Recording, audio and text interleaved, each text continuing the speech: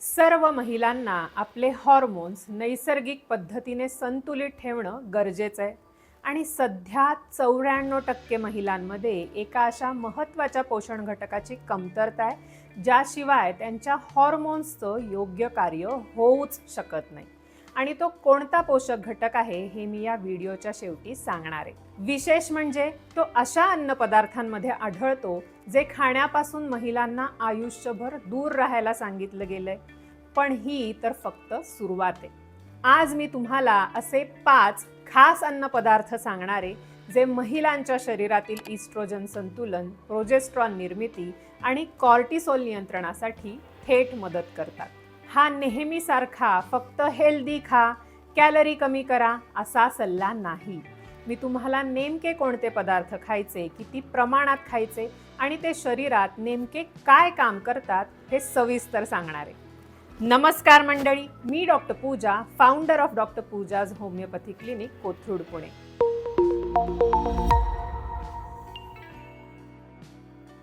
मी माझ्या 12 वर्षांच्या प्रॅक्टिसमध्ये अनेक महिलांना त्यांचं वजन कमी होण्यातील अडथळे, पेरीमेनोपॉजच्या काळातील समस्या आणि अगदी किशोरवयीन मुलींमध्ये होणारे हॉर्मोनल बदल समजून घेऊन त्यातून त्यांना योग्य मार्गदर्शन केले. त्यांच्या जीवनशैलीतील प्रत्येक छोट्या गोष्टीकडे लक्ष देऊन बदल केलेत. चला वेळ न घालवता थेट विषयाला सुरुवात करूया.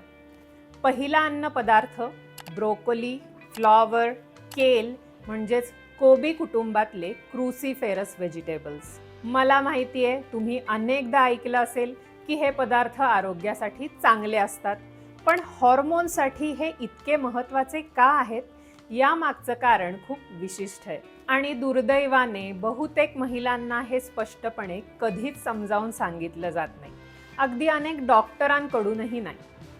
सगळ्यात आधी एक गोष्ट समजून घ्या, इस्ट्रोजन हा चांगला किंवा वाईट हॉर्मोन नाही. तो शरीराला आवश्यक असलेला एक नैसर्गिक हॉर्मोन आहे. महत्त्वाचं म्हणजे शरीर फक्त किती इस्ट्रोजन तयार करतं हे नाही, तर शरीराने ते वापरल्यानंतर त्याचं पुढे काय होतं हे अधिक महत्त्वाचं असतं. हे मी अगदी सोप्या भाषेत समजवण्याचा प्रयत्न करते, कारण प्रत्येक महिलेला स्वतःच्या शरीराची कार्यपद्धती समजणं खूप गरजेचं आहे. कारण आजही हॉर्मोन्स आणि न्यूट्रिशन बद्दलचा मुख्य सल्ला हा पुरुषांच्या शरीर रचनेवर आधारित असतो आणि नंतर तोच प्रोटोकॉल महिलांनाही तसाच लागू केला जातो. म्हणून हे अगदी सोप्या उदाहरणाने समजून घ्या. इस्ट्रोजन म्हणजे जणू काही अन्न आहे असं समजा. तुमचं शरीर त्या अन्नातील आवश्यक गोष्टी वापरतं आणि मग उरलेला वापरलेला भाग शरीरातून बाहेर टाकणं गरजेचं असतं. आता हा उरलेला भाग वर्गीकरण करून, प्रक्रिया करून शरीरातून बाहेर पाठवण्याचं काम तुमचं लिव्हर म्हणजेच यकृत करतं. आणि इथेच महत्त्वाची गोष्ट आहे, तुमचं लिव्हर वापरलेल्या इस्ट्रोजनला शरीरातून बाहेर टाकण्यासाठी वेगवेगळे मार्ग वापरू शकतं आणि हे सगळे मार्ग शरीरात एकसारखे नसतात. एक मार्ग तुलनेनं अधिक स्वच्छ आणि कमी प्रतिक्रियाशील असतो, लेस रिॲक्टिव्ह, तर दुसरा काही महिलांमध्ये अधिक प्रतिक्रिया निर्माण करू शकतो, मोर रिॲक्टिव्ह. वैज्ञानिक भाषेत सांगायचं झालं तर पहिला मार्ग 2 हायड्रॉक्सी पाथवे म्हणून ओळखला जातो. हा तुलनेनं स्वच्छ मार्ग आहे. आणि दुसरा 16 अल्फा हायड्रॉक्सी पाथवे जो काही महिलांमध्ये अधिक प्रतिक्रियाशील ठरू शकतो. आता या व्हिडिओमधून ही सगळी वैज्ञानिक नावं तुम्हाला लक्षात ठेवण्याची किंवा पाठ करण्याची गरज नाही. फक्त एवढं समजून घ्या की शरीरातील हे 2 मार्ग खूप महत्त्वाचे असतात आणि जर तुमचं शरीर त्या अधिक प्रतिक्रियाशील मार्गाकडे झुकत असेल तर तुम्हाला पोट फुगणे म्हणजेच ब्लोटिंग, स्तनांमध्ये दुखणं किंवा संवेदनशीलता म्हणजेच ब्रेस्ट टेंडरनेस, मासिक पाळीमध्ये जास्त रक्तस्राव म्हणजेच हेवी मेन्स्ट्रुअल फ्लो, तसेच PMSची तीव्र लक्षणं जाणवण्याची शक्यता वाढू शकते. जर ही लक्षणं तुम्हाला स्वतःशी संबंधित वाटत असतील तर पुढची माहिती नक्की लक्षपूर्वक ऐका. आता प्रश्न असा येतो की क्रुसिफेरस भाज्या म्हणजेच ब्रोकोली, फ्लॉवर किंवा केल यांचा यात नेमका काय संबंध? या भाज्यांमध्ये डिंडोल 3 कार्बिनॉल म्हणजेच I3C नावाचे घटक असतात आपल्या पोटात असणाऱ्या ॲसिड्सच्या संपर्कात आल्यावर I3C रूपांतर डिम मध्ये होतं, ज्याचा पूर्ण अर्थ आहे डिंडोल मिथेन. आता या डिमला तुम्ही लिव्हरमधल्या एका ट्रॅफिक कंट्रोलर सारखं समजा. ते इस्ट्रोजन नष्ट करत नाहीत, पण शरीरातल्या इस्ट्रोजनचे उपघटक 16 अल्फा हायड्रॉक्सी मार्गाच्या तुलनेत अधिक स्वच्छ मार्गाकडे म्हणजेच 2 हायड्रॉक्सी पाथवेकडे वळवण्यास मदत करतात. हे महत्त्वाचं आहे, कारण तुमचं लिव्हर वापरलेलं इस्ट्रोजन पॅक करून शरीरातून बाहेर टाकण्याचं काम करतं. आता प्रश्न असा येतो, जर ही प्रक्रिया व्यवस्थित झाली नाही तर काय होईल? तर काही प्रमाणात इस्ट्रोजन पुन्हा रक्तप्रवाहात परत जाऊ शकतं आणि यालाच अनेक लोक इस्ट्रोजन डॉमिनन्स म्हणतात.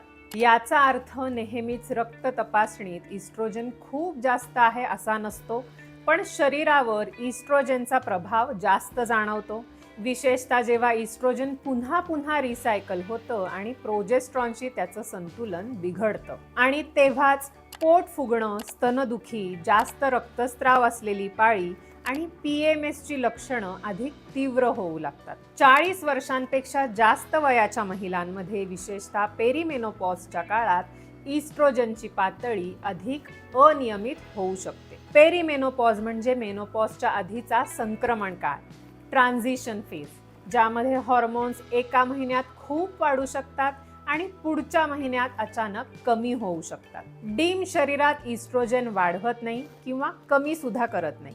ते फक्त शरीरात जेवढं इस्ट्रोजन आहे त्याची प्रक्रिया अधिक कार्यक्षमपणे होण्यास मदत करतं. मग किती प्रमाणात या भाज्या खाव्यात? दररोज 2 ते 3 सर्विंग्स खाण्याचा प्रयत्न करा. एक सर्विंग म्हणजे साधारणपणे 1 कप ब्रोकोली किंवा फ्लॉवर. तुम्ही त्या वाफून, भाजून किंवा स्टर फ्राय करून सुद्धा खाऊ शकता. तुम्हाला जे नियमितपणे करता येईल ती पद्धत निवडा. तुम्ही फ्लॉवर राईस पण बनवू शकता. त्यासाठी फ्लॉवर किसून घ्या, थोडं शिजवा आणि मग ते भातात मिसळा. त्याची चव फारशी जाणवतही नाही, पण त्यामुळे जेवणाचं प्रमाण आणि पोषण मूल्य दोन्ही वाढतं. तर हा झाला पहिला अन्नपदार्थ जो तुमच्या हॉर्मोन हेल्थमध्ये इस्ट्रोजन मेटाबॉलिझमला सपोर्ट करतो. आणि आता दुसरा अन्नपदार्थ. हा पुढचा अन्नपदार्थ इस्ट्रोजन संतुलनाला पूर्णपणे वेगळ्या पद्धतीने मदत करतो आणि त्यासाठी दिवसातून फक्त 2 टेबलस्पून पुरेसे आहे. पुढच्या मुद्द्याकडे जाण्याआधी जर तुम्हाला या व्हिडिओमधला रिसर्च आणि माहिती आवडली असेल तर व्हिडिओला लगेचच लाईक करा. तुम्ही दाखवत असलेला सपोर्ट खरंच अप्रतिम आहे. तुमचं हे प्रेम मला सतत सांगतं, डॉक्टर पूजा अजून असे व्हिडिओ बनवायला हरकत नाही. आता दुसरा अन्नपदार्थ ग्राउंड फ्लेक्स सीड्स म्हणजेच भरडलेले आळशीचे बी किंवा जवस बी. महिलांच्या हॉर्मोन हेल्थसाठी हा सर्वात कमी महत्त्व दिला गेलेला पण अत्यंत प्रभावी अन्नपदार्थ आहे. दररोज फक्त 2 चमचे भरडलेलं जवस बी आणि तेवढंच पुरेसे. फ्लॅक्स सीड्समध्ये लिग्नन्स नावाचे घटक सर्वाधिक प्रमाणात आढळतात. लिग्नन्स हे फायटोइस्ट्रोजन प्रकारात मोडतात, म्हणजेच वनस्पतींमधले असे नैसर्गिक घटक जे शरीरातील इस्ट्रोजन रिसेप्टर्सशी सौम्यपणे संवाद साधतात. लिग्नन्सला तुम्ही इस्ट्रोजनसाठी एका थर्मोस्टॅट सारखं समजू शकता. जेव्हा शरीरात इस्ट्रोजन जास्त असतं तेव्हा हे रिसेप्टर्स सोबत स्पर्धा करून त्याचा प्रभाव कमी करण्यास मदत करतात आणि जेव्हा इस्ट्रोजन कमी असतं, जसं मेनोपॉजमध्ये होतं, तेव्हा हे सौम्य इस्ट्रोजन सारखा प्रभाव देऊन काही लक्षणं कमी करण्यास मदत करतात. 2004 मध्ये झालेल्या एका रँडमाइज कंट्रोल ट्रायलमध्ये 46 पोस्ट मेनोपॉझल महिलांना 3 गटांमध्ये विभागण्यात आलं.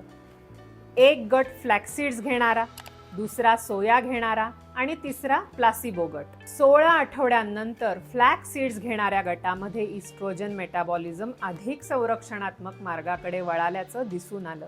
म्हणजेच आपण आधी क्रुसिफेरस भाज्यांबद्दल बोललो, तोच लेस रिॲक्टिव्ह, क्लीनर, सुरक्षित मार्ग. आणि महत्त्वाची गोष्ट म्हणजे फ्लॅक्स सीड्सचा परिणाम सोयापेक्षाही अधिक चांगला दिसून आला. याशिवाय आणखी एका केस स्टडीमध्ये PCOS असलेल्या एका महिलेने दररोज 30 ग्रॅम फ्लॅक्स सीड्स 4 महिने घेतलं. त्यानंतर तिचं एकूण टेस्टोस्टेरॉन 150 वरून 45 नॅनोग्रॅम प्रति डेसिलिटर पर्यंत कमी झालं. फ्री टेस्टोस्टेरॉन 4.7 वरून थेट 0.5 पर्यंत कमी झालं आणि शरीरावर असणाऱ्या अनावश्यक केसांची वाढही स्पष्टपणे कमी झाली. महिलांसाठी हा खूप सकारात्मक बदल मानला जातो. हो, एक केस स्टडी म्हणजे अंतिम वैज्ञानिक पुरावा नसतो, पण जेव्हा ती माहिती रँडमाइज कंट्रोल ट्रायलच्या निष्कर्षासोबत पाहिली जाते तेव्हा एक स्पष्ट पॅटर्न दिसून येतो. म्हणून तयार भरडलेली आळशी घ्या किंवा घरी वाटून वापरा आणि ती फ्रीजमध्ये साठवा. दररोज 2 टेबलस्पून दह्यात, स्मूदीमध्ये किंवा सकाळच्या ओटमील्समध्ये मिसळून खा. आणि कमेंट्समध्ये मला नक्की सांगा, तुम्ही याआधी कधी फ्लॅक्स सीड्स वापरलेत का? आणि वापरत असाल तर संपूर्ण बी वापरता की भरडलेली? कारण मला खात्री आहे तुमच्यापैकी बऱ्याच जणी आजपर्यंत ते चुकीच्या पद्धतीने खात होत्या. आता तिसरा अन्नपदार्थ ओमेगा 3 रिच फिश हे फक्त हार्ट हेल्दी किंवा सामान्यतः आरोग्यदायी पदार्थ नाहीत, तर ते थेट हॉर्मोन्सच्या निर्मितीमध्ये महत्त्वाची भूमिका बजावतात. आपल्या शरीरातील अनेक हॉर्मोन रिसेप्टर्स हे पेशींच्या आवरणामध्ये म्हणजेच सेल मेम्ब्रेनमध्ये असतात आणि या सेल मेम्ब्रेन मुख्यतः फॅटपासून बनलेल्या असतात. म्हणजेच तुम्ही कोणत्या प्रकारचे फॅट खाता यावर तुमच्या पेशी हॉर्मोन्सचे सिग्नल्स किती चांगल्या प्रकारे स्वीकारतात हे अवलंबून असतं. विशेषतः ओमेगा 3 फॅटी ॲसिड्स, EPA आणि DHA हे त्या सेल मेम्ब्रेनचे महत्त्वाचे घटक असतात. जर आहारात हे हेल्दी फॅट्स कमी असतील तर सेल मेम्ब्रेन अधिक कठीण आणि कमी प्रतिसाद देणारे बनतात. अशा वेळी हॉर्मोनल सिग्नल्स पेशींमध्ये प्रभावीपणे प्रवेश करण्याऐवजी जणू त्यावरून परत उडून जातात, बाउन्स बॅक होतात. पण यातील सर्वात प्रभावी संशोधन प्रोजेस्ट्रॉन बाबत आहे. एका प्रॉस्पेक्टिव्ह स्टडीमध्ये 259 प्री मेनोपॉझल महिलांचा 2 पूर्ण मासिक पाळ्यांच्या चक्रामध्ये अभ्यास करण्यात आला आणि त्यामध्ये असं आढळलं की ज्या महिलांनी सर्वाधिक ओमेगा 3 घेतलं होतं त्यांच्यामध्ये प्रोजेस्ट्रॉनची पातळी जास्त होती आणि अनओव्ह्युलेशनचा म्हणजे अंडोत्सर्जन न होण्याचा धोका 50% जास्त कमी झाला होता. म्हणजे त्यांच्या शरीरात योग्य प्रकारे ओव्ह्युलेशन होत होतं, सायकल स्किप होत नव्हती. 35 वर्षांपुढच्या महिलांमध्ये लो प्रोजेस्ट्रॉन ही अत्यंत सामान्य हॉर्मोनल समस्या आहे. याची लक्षणं म्हणजे चिंता आणि अस्वस्थता, झोप न लागणे, अनियमित पाळी आणि विशेषतः हट्टी पोटावरची चरबी, स्टबन बेली फॅट. बहुतेक महिला यासाठी थेट सप्लिमेंट्स किंवा औषधांकडे वळतात, पण अनेकदा त्याचं उत्तर आपल्या आहारातच दडलेलं असू शकतं. मग किती प्रमाणात आणि कोणते मासे खावेत? आठवड्यात किमान 2 वेळा फॅटी फिश खाण्याचा प्रयत्न करा. त्यापेक्षा जास्त वेळा किंवा अगदी दररोज खात असाल तर उत्तम. यामुळे दररोज 250 ते 500 मिलीग्रॅम EPA आणि DHA मिळतात आणि संशोधनानुसार याच प्रमाणात सर्वाधिक फायदे दिसून येतात. आता समजा तुम्हाला मासे अजिबातच आवडत नाही, तर उच्च दर्जाचे फिश ऑइल सप्लिमेंट्स हा एक चांगला पर्याय असू शकतो. पण तरीही माझी पहिली पसंती नेहमी नैसर्गिक अन्नपदार्थांनाच असते. भारतात राहणाऱ्या महिलांसाठी सॅल्मन खाणं आवश्यक नाही. आपल्या भारतीय माशांमध्येही उत्कृष्ट ओमेगा 3 मिळतं, जसं की बांगडा, पेडवे, सुरमई, रावस आणि हिल्सा. जर मासे खात नसाल तर आळशी, चिया सीड्स, अक्रोड हे वनस्पती आधारित ओमेगा 3 चे चांगले स्रोत आहेत. Number 4 fermented foods. आता इथे बहुतेक लोक गोंधळतात, कारण हॉर्मोन्स म्हणजे फक्त शरीरात किती हॉर्मोन्स तयार होतात एवढाच विषय नाही, तर तुमच्या आतड्यांमध्ये काय घडतं हेही तितकंच महत्त्वाचं असतं. आपल्या आतड्यांमध्ये लाखो कोट्यावधी बॅक्टेरियाज असतात. या संपूर्ण बॅक्टेरियाजच्या समूहाला गट मायक्रोबायोम म्हणतात आणि हे बॅक्टेरिया शरीरात किती इस्ट्रोजन टिकून राहील आणि किती बाहेर टाकलं जाईल यावर प्रभाव टाकू शकतात. वैज्ञानिक या प्रक्रियेला इस्ट्रोबेलॉम म्हणतात. हे अगदी सोप्या शब्दात समजून घेऊया. तुमचं लिव्हर इस्ट्रोजनवर प्रक्रिया करून ते शरीरातून बाहेर टाकण्यासाठी तयार करतं. पण काही ठराविक आतड्यांमधले बॅक्टेरिया बीटा ग्लुकरॉनिडेज नावाचं एन्झाईम तयार करतात. हे एन्झाईम त्या वापरलेल्या इस्ट्रोजनला पुन्हा सक्रिय करू शकतं आणि ते परत रक्तप्रवाहात पाठवू शकतं. जर तुमचे आतड्यांमधले बॅक्टेरिया संतुलित असतील तर ही संपूर्ण प्रक्रिया व्यवस्थित चालते. शरीराला आवश्यक तेवढंच इस्ट्रोजन पुन्हा वापरलं जातं आणि उरलेलं अनावश्यक इस्ट्रोजन शरीरातून बाहेर टाकलं जातं. पण जर तुमचं गट हेल्थ बिघडलं असेल, उदाहरणार्थ वारंवार अँटीबायोटिक्स घेणं, जास्त प्रोसेस्ड फूड खाणं, सततचा ताण, कमी फायबर असलेला आहार, तर याचा थेट परिणाम हॉर्मोन्सवर होऊ शकतो. कधी शरीर खूप जास्त इस्ट्रोजन बाहेर टाकू लागतं, ज्यामुळे काही महिलांमध्ये मेनोपॉझल लक्षणं वाढू शकतात, तर काही वेळा इस्ट्रोजन जास्त प्रमाणात पुन्हा शोषलं जातं, ज्यामुळे इस्ट्रोजन डॉमिनन्सची लक्षणं दिसू शकतात, जसं पोट फुगणे, शरीरात पाणी साठणे म्हणजेच वॉटर रिटेन्शन, PMSची तीव्र लक्षणं, मूड स्विंग्स. आता फर्मेंटेड फूड्समध्ये लाईव्ह मायक्रोबायोम असतात, विशेषतः लॅक्टोबॅसिलस आणि काही पदार्थांमध्ये बिफिडोबॅक्टेरियम सारखे चांगले बॅक्टेरियाज असतात. हे चांगले बॅक्टेरिया आतड्यांचं आरोग्य सुधारण्यास आणि संतुलित ठेवण्यास मदत करतात. मग किती प्रमाणात हे पदार्थ घ्यावेत? दररोज किमान 1 सर्विंग नैसर्गिक फर्मेंटेड फूड घेण्याचा प्रयत्न करा.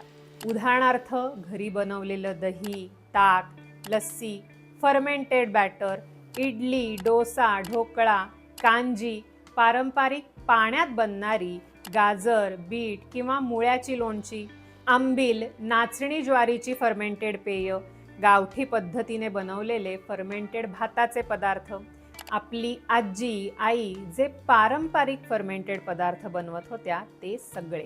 इथे एक महत्त्वाची गोष्ट लक्षात ठेवा, हे पदार्थ नैसर्गिकरित्या फर्मेंटेड आणि अनपाश्चराइज्ड असले पाहिजे, कारण पाश्चरायझेशन प्रक्रियेमध्ये त्यातील जिवंत चांगले बॅक्टेरिया नष्ट होतात आणि मग या पदार्थांचा मुख्य फायदा कमी होतो. म्हणून खरेदी करताना लेबल नीट वाचा, त्यावर लाईव्ह कल्चर्स असं लिहिलेलं आहे का ते पहा आणि शक्यतो हे पदार्थ फ्रीज सेक्शनमधूनच खरेदी करा. आता आपण येतो आहोत शेवटच्या अन्नपदार्थाकडे. माझ्या मते हा कदाचित सर्वात महत्त्वाचा अन्नपदार्थ आहे आणि प्रत्येक महिलेने याबद्दल नक्की ऐकलं पाहिजे, कारण अनेक वर्षांपासून महिलांना अंड्याचा पिवळा भाग म्हणजे योक खाण्याची भीती दाखवली गेली.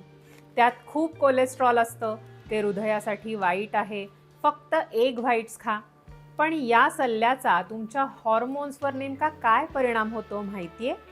तो परिणाम म्हणजे तुमच्या हॉर्मोन्सना आवश्यक पोषणापासून लांब ठेवणं. आपल्या शरीरातील प्रत्येक steroid hormone, estrogen, progesterone, testosterone आणि कॉर्टिसोल हे सर्व कोलेस्ट्रॉल पासून तयार होतात. अगदी व्हिटॅमिन डी सुद्धा कोलेस्ट्रॉलच्या एका घटकापासून तयार होतं. म्हणजेच कोलेस्ट्रॉल हे हॉर्मोन तयार करण्यासाठी लागणारं कच्चं साहित्य आहे. तुमच्या ओव्हरीज आणि ॲड्रिनल ग्रंथी रक्तातील कोलेस्ट्रॉल वापरून हॉर्मोन्स तयार करतात, जे तुमचं मेटाबॉलिझम, मूड, ऊर्जा आणि शरीरातील चरबीचं प्रमाण नियंत्रित करतात. जर तुम्ही कोलेस्ट्रॉल आणि हॉर्मोन्सची रासायनिक रचना पाहिली तर ती जवळपास सारखीच दिसते, फक्त शेवटच्या भागात थोडेसे बदल असतात. म्हणून जर तुम्ही सतत अंड्याचा पिवळा भाग टाळत असाल तर कदाचित तुम्ही शरीराला हॉर्मोन तयार करण्यासाठी लागणारा एक अत्यंत महत्त्वाचा घटकच कमी देत आहात. आणि कोलेस्ट्रॉल बद्दलची भीती? मोठ्या संशोधनामध्ये असं आढळलंय की बहुतेक लोकांमध्ये अंडी खाल्ल्यामुळे रक्तातील कोलेस्ट्रॉल किंवा हृदयविकाराचा धोका लक्षणीयरित्या वाढत नाही, कारण आपल्या शरीरातील बहुतेक कोलेस्ट्रॉल लिव्हर स्वतः तयार करतं.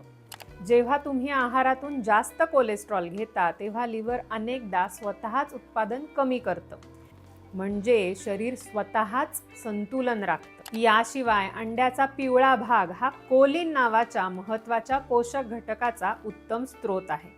कोलिन हे मिथायलेशनसाठी आवश्यक असतं, जे लिव्हर इस्ट्रोजनवर योग्य प्रकारे प्रक्रिया करून शरीरातून बाहेर टाकण्यासाठी वापरतं. आणि धक्कादायक गोष्ट म्हणजे 94% महिलांमध्ये आवश्यक प्रमाणात कोलिनचं सेवन होत नाही.